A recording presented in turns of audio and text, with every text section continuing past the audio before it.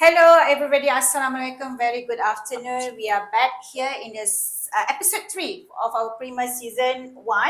I have a special guest for today. Is outside the financial ecosystem in Malaysia, but nevertheless, his insightful is something that I treasure today. So today we are actually focusing on more on monetary self-worth, and I have here with me, ladies and gentlemen, Mr. Iqbal Fatkhi, and he is actually at the moment editor-in-chief of CiliSos. He began his career in media way back in 2017, and one of his success is the video content reaching up to 8 million views within the first year. Wow, I think we have to call him in Money Queen. In 2022, he come back from US. I think you have a career break and you went to US and come back to Malaysia and joined BFM Radio and host the Kupas and Seminit, where at the same time is during the general election of 2022, and the social media resulting in close to 5 million views. Wow, another social media influence. It's not fair. Yeah. I tried to look you up. I tried to look at what your PhD thesis was, and I found your supervisor. He had put your name kat his CV. Tapi dia punya, and your supervisor put your name as one of the PhD people yang dia think, tapi your thesis title was TBC. So I didn't manage to get, because we are going to come out with another book which is all about my thesis, because it's for the nation. It's about sustainable investment behavior of Malaysian investing. So yeah, watch out that one also. Wow. So thank you so There much. we go. Yeah, and you graduated from University of Edinburgh in 2015 with a degree in Law and International Relations. So I have to mind my words, I guess. So Iqbal, thank you so much to come to our little studio here. Yes, thanks for having me, Talk. Doctor. Money talk, stay calm, don't rush, make your plan feel the hush. So I a little bit hipster here. Amboi. Yes. What is that? Tolong terangkan sikit. Stay calm, don't rush, make your plan feel a hush, meaning whatever you do, whatever decision that you need to make, just stay calm. It comes. I think you can have a look at all my not social media, all the appearances in S01E and RTM. I did talk about how we can stay calm. It helps us in planning our financial journey. Maybe that's why my financial asyik berterabur sebab Never saya too tak late. Never too late. So today, the reason why we invite you is we want to talk about monetary self-worth. Yeah. How youngsters are you? Okay, I would say you millennial. I'm 32 this year. Millennial. Yes, so you are representing millennial. So today we are actually focusing on how actually this self-worth important for our youngsters. Yeah. Yeah, some of them are actually underestimate their financial worth, monetary worth. So today maybe we can give some tips. Sure. Shall we? Yes. Okay. So before that, the 3 key points that we're going to discuss today. Why do mostly Malaysian, especially all East culture, feel guilty or scared to negotiate? Why is that? And how social norm, or I think the influence around us actually shape our money behavior. And last but not least is our moment to discuss on what can we give the tips on them. Okay? Yep. So, before that, don't forget to subscribe to our Money Talk in Spotify, LinkedIn, Instagram, Facebook Live, and also, I did ask about Spotify, right? I think that's 5.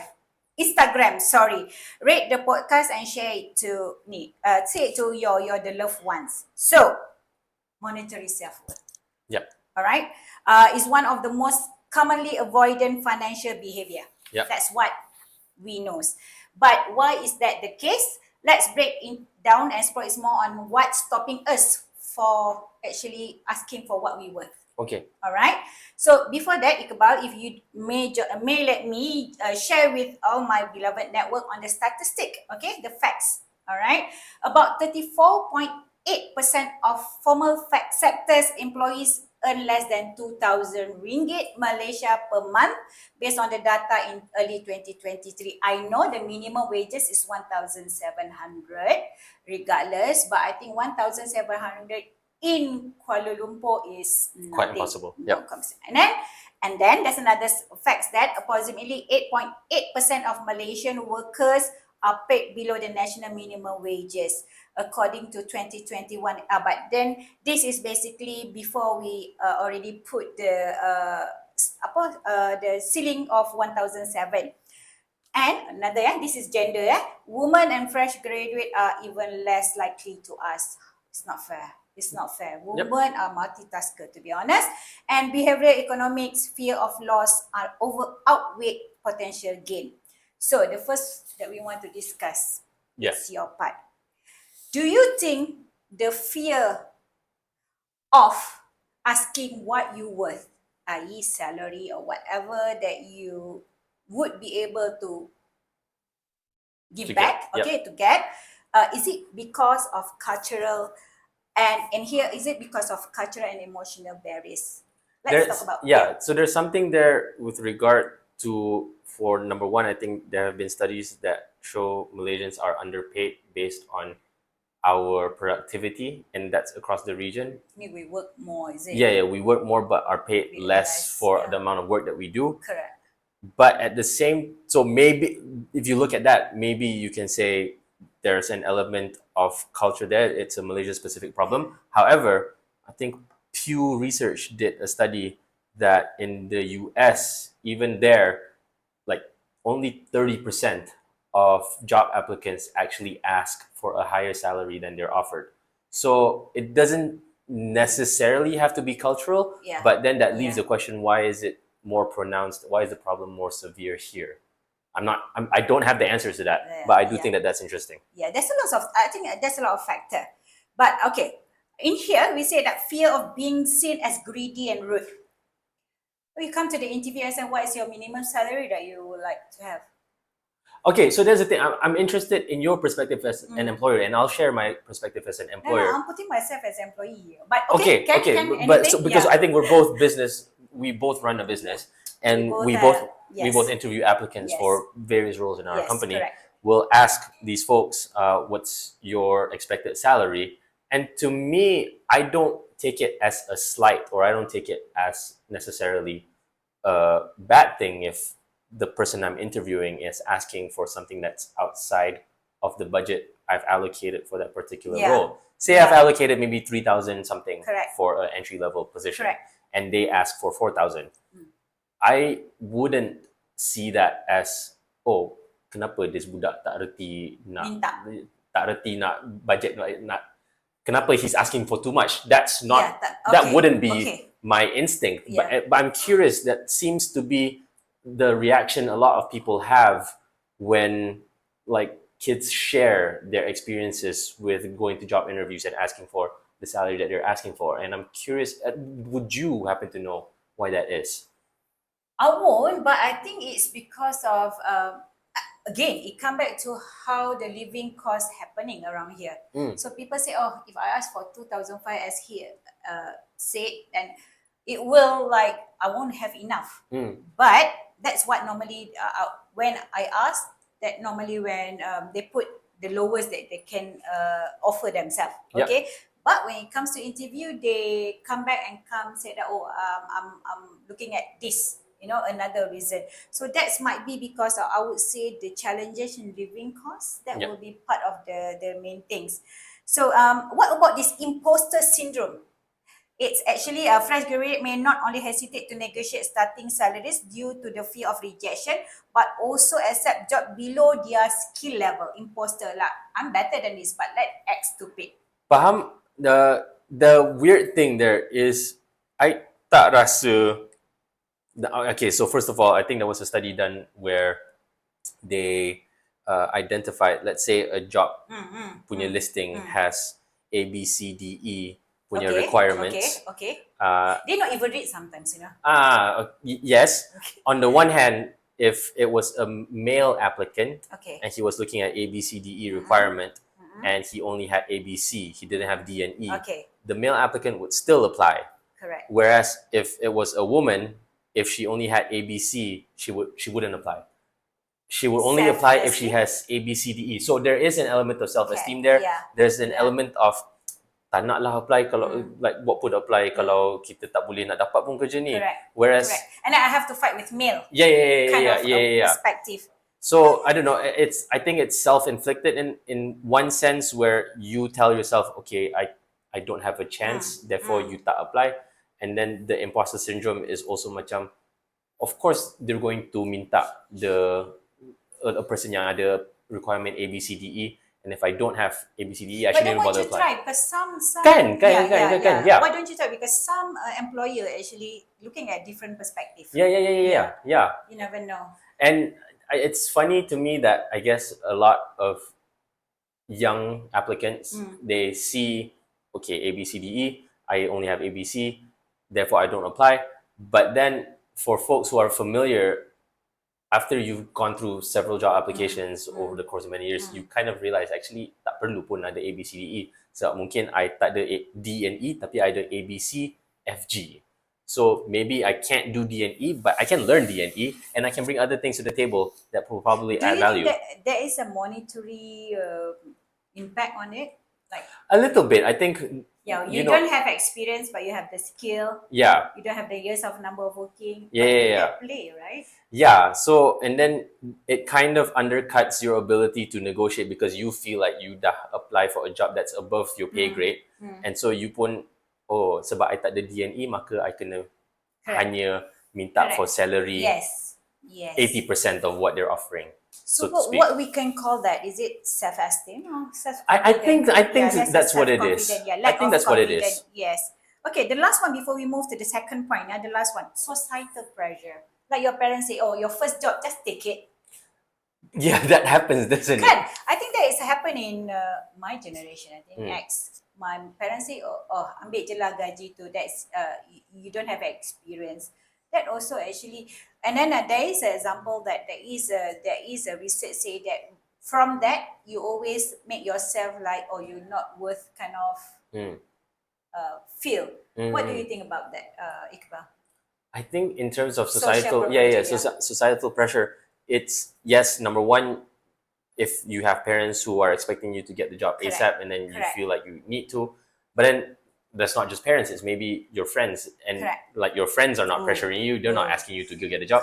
But if all your friends around you are getting a job, and then you are the only one of your close group of friends who's still unemployed, I can see how that will play into you kind of going, okay, maybe I should tak berpilih sangat and just take whatever comes my way, which, yeah, that's not a good situation to be in.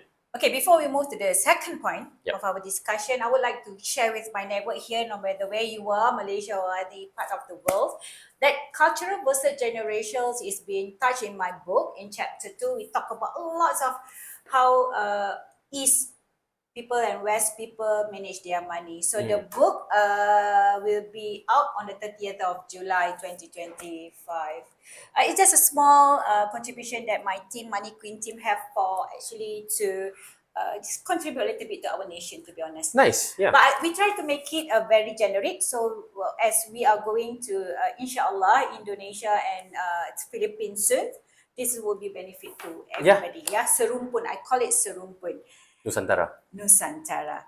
That is chapter 2. I want to touch about chapter 1. Okay. It's talking about behavioral bias at play. Okay. So the fact of if I don't accept, okay, now let's go to the example. If I don't accept this job with this salary pay, even though that's not what I think I can take or accept, but I have to take it because if I reject it, I won't get any. So that loss aversion kind of thing. What you think about as a youngsters, as a millennial, a little bit younger than me, a little bit younger than me. So as a youngster, as a millennial, how would you react to that?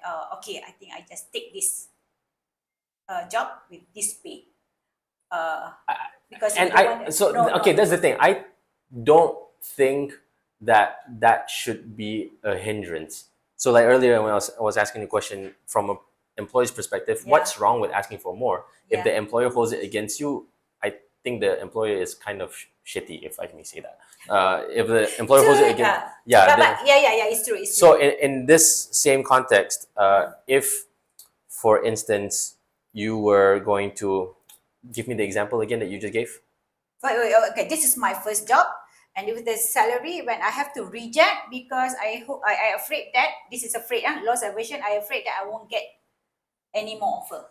Yeah, and I've had colleagues or friends who took on the first role they were offered because they were worried nothing Correct. further That's what I'm saying. would Yeah, that's come what I ahead, mean. but or turn down roles because they were counting on on something better coming.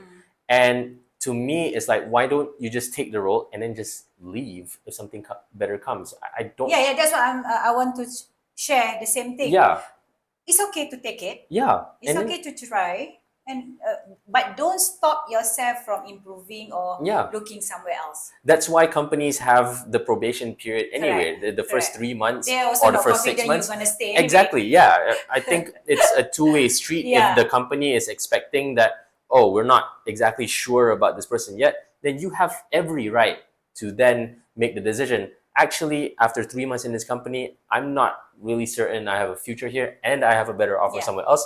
Jump! Please jump! Correct. There's I agree absolutely with you. nothing that should be stopping you from doing so. That's the reason probation.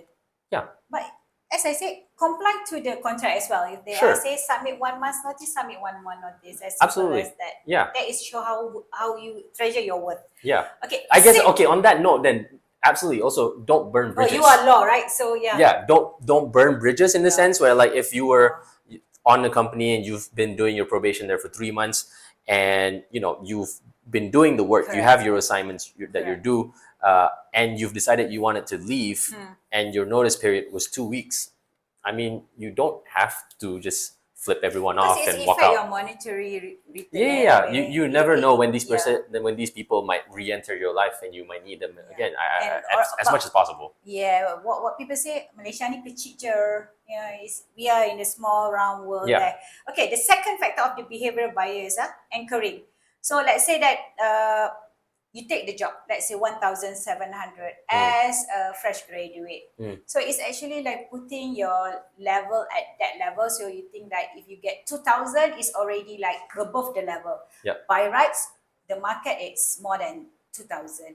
So that's another behavioral bias that Malaysian have to have, right? Yep. So that's the thing that why you come back to Malaysia, and why I come back to Malaysia is because I love this country. Yeah, after 12 years of maneuver over here and there, I'm back because I think this is my destiny to help Malaysian. Yeah. Let me ask you something. If you think that you are overqualified and then you ask for your value, then the employer say no, how you feel and how to get it how you feel first? I've definitely been in those situations where you did? I've asked for a certain salary range and they weren't able to match or meet that salary offer. I wouldn't hold that against the employer. Again, they're a business. They're probably constrained by the same financial considerations that I'm also thinking about. I'm trying to maximize how much money I can get. They're trying to minimize how much money they're spending. So at the end of the day, it's meeting that middle point of like, what's the most I can get from you that would still be within what's the most you are willing to fork out to me. Yeah, end of the day, it's actually you who make the decision, right? Whether you Yeah. want to take it or leave it. Yeah. So I do encourage all Malaysian, especially Malaysian outside there, just stay to how much you're worth, to be honest. Okay, before we move to the point 3, Mr. Iqbal, how much do you think you're worth? So previously, when I came back You have from a the video. US, You have an answer. Okay. so when I came back from the US, and for, I guess, I had done my homework in terms of what a person with my years of experience should expect to make within the media industry in Malaysia. And based on, okay, I have a certain level of skills, and based on stalking other people on your LinkedIn and looking at their companies and like looking at Glassdoor. Glassdoor. Glassdoor. Yeah. You can kind of see, Estimate. you can kind of estimate, okay, this is probably a range of what I should be asking for. And so when I started applying for jobs back when I came back to Malaysia in 2022, and I was getting offers within that general range, and I was trying to see which was the best offer I could get. After I found the best offer, it was then a point for me, okay, now that once I've confirmed that this is how much I'm worth within the job market, the next thing for me was deciding, okay, if I were to ever leave this company, what would my price be? And it was a price that I set in my mind. Like, I'm not even going to consider any other offer So unless it basically, meets this price. you have to set the value. You just cannot. Yeah. Okay. Before we go back to you said that you do your market research. You look at this. That's actually what we call reframing tools. Yeah. But before that, before we go to the reframing tools, like can I ask you as a Malaysian, do you think asking is rude? Like, I want 3,500 my salary. Do you think it's a rude thing? Because I think I think asking is not rude, but I think how you ask it, yes, could possibly be rude. Like if you're saying, I think I deserve a certain salary range because of ABC. I think that's entirely reasonable. But if you're saying, if you don't give me ABC, I'm not going to consider this role. Yeah, the way That's you rude. said, yep, that's the rude. Yeah. So basically, you need to ask, okay, because again, it's not about you being rude, it's about you being responsible to yourself. If you don't be responsible to yourself, what else? Who else want to be responsible to you? Okay, come back to the tools of how reframing this narrative. You already mentioned about market research. That's true. I also will, I have this numbers of years experience. I want to work in KL. So there's a certain range of that you can actually base on. The second one is in here, they say is practice script. I think, like you said, the way you say it. You should actually stand by with what actually you want to say. It's not about I'm not a scripted person, fine, but at least you know what to say about it. And the third one, I think the one that I would love to spend the time discussing with you is mentor support. Do you agree that we should find a mentor, and then we should always refer to them in the professional? If you can find one, absolutely. There's a lot for our resource now. I think LinkedIn is one of the reasons. Sure. I have like every day people DM me and to ask about opinions. And sure. I don't think I've ever had one. Not that had any bearing on, I guess, my career prospects or anything. Career path, Yeah. But if you do find one, I absolutely cherish them. Maintain your ties to them. I think they can be a very, very valuable resource. Correct. But I think that is the main important to have a mentor support, because they are more wiser than you. I want to say older, but okay, older, wiser, have more wisdom, have more experience. And if you are be given a chance to choose a mentor, who will you choose actually? That's a great question. I think the best people who I would think from my past experiences, like the relationships that have been most valuable to me, are the ones that have opened doors for me. Correct. So in terms of a mentor, and those relationships that I had who opened those doors for me, those were not mentorship. Those were not mentor relationships. Those were my friends. Those were peers. So if I were to ever have a mentor, I think that would be what I would want from them, someone who could just open doors for me. Correct. So before we conclude our session, Iqbal, I just want to ask my beloved network outside there, wherever you are, I just want to ask you a few questions that so it can be some guidance for me. Have you ever negotiated your salary? What stopped you if you are not, and how do you feel afterward? Do actually drop by in my DM, any channel, my LinkedIn, my Facebook, or my IG. Do let me know if you did. Do share with us, because we have a lots of things that we would love to discuss in the future. Now, as a conclusion, do you agree that Malaysian generally are fears of losing the job, losing the opportunity? We are Asian. We have the culture of not asking too much. So this is what really happened, right? Correct? Sure, but I don't necessarily think that that's a Malaysian specific problem. I think it's Asian. I think everyone around the world faces the same. But there is a proven say that US versus American is much more open. Yes. But there is the threat is there. Yeah. And so I think the best thing to do would be realizing that if you can overcome these barriers that you put up for yourself, that would give you a significant advantage over other people who maybe haven't taken the time to break those barriers for themselves. True. So you say that it's not wrong for me if I say, oh, what is your minimum salary? I didn't pick up that, we don't pick up that percent, but it's not your fault, right? Yeah, It's not yeah. our fault. Yeah. Because I'm doing as what employer have to do. You as employee, you have to actually Yeah, and I think I wouldn't, if I had to give a message to the general public, it wouldn't be to people applying for jobs, it would be to employers. If your applicant is asking for a salary that's higher than you're able to pay them, don't hold it against them. They're just trying to get the best deal for themselves, just like you as an employer are trying to get the best deal for yourself. So why are you being so uppity about it? Correct. Is there any last word that you want to share with us about what you think about your self-worth, monetary self-worth as a Malaysian who loves Don't be Malaysia? afraid to ask. If you were to be applying for a job in the next few days, do your homework. Yes. Figure out what the benchmarks are for the person working in the same role with the same number of experience in the same industry, and from there you'll be able to hopefully get the best deal for yourself based on what's available to you. Meaning, get the Knowledge is power. informations, yeah, and then make your decision making the best one. So, what I can say that my final thought, you may not control the offer, you may the price, the salary per month basis, but you can control your response. Yeah. When I said, oh, you want to counter back, you can ask them, can I reconsider? Can you reconsider? And that I think that awareness is power for you, because end of the mind, I think financial wellness is the holistic thing. You need to be peace with your decision. Yeah, financial wellness is important.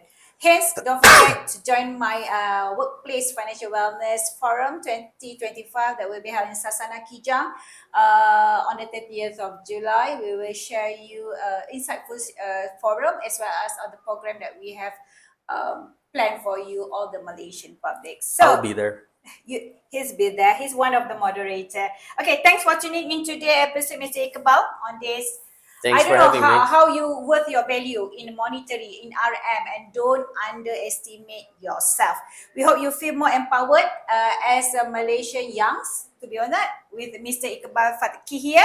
And don't forget to send the message, send the link to all your beloved one, because this is a small contribution that myself and Iqbal would love to share with all my love network outside there. So rate and subscribe us in Spotify and YouTube. Don't forget to watch us in live, in LinkedIn, Facebook Live, and Instagram. So that's it. My IG will be Lalu Rashad. I think there's only one Lalu Rashad in the world. My website, www.laluarashad. You may also find this book pre-order in laluarashad.com. I would like to thank all my Money Queen team and editorial team for this. It will be out soon, 30th July.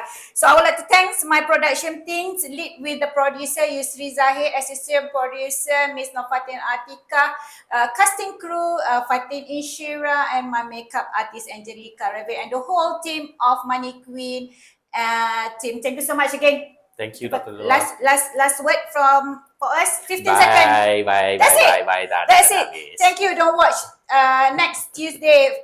This Tuesday 5 p.m. So with the tagline, stay calm, don't rush, make a plan, feel the hush. Thank you, everybody. Assalamualaikum. Waalaikumsalam.